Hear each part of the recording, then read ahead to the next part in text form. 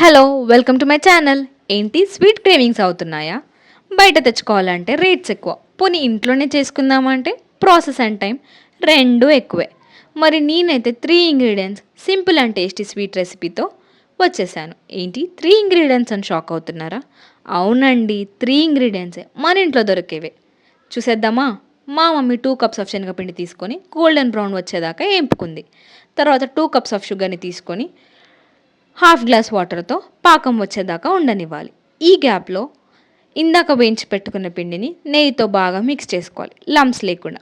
Sugar పాకం రాగానే మన బ్యాటర్ని అందులో వేసి ఉండ ఫార్మేషన్ అయ్యేదాకా ఉంచుకోవాలి.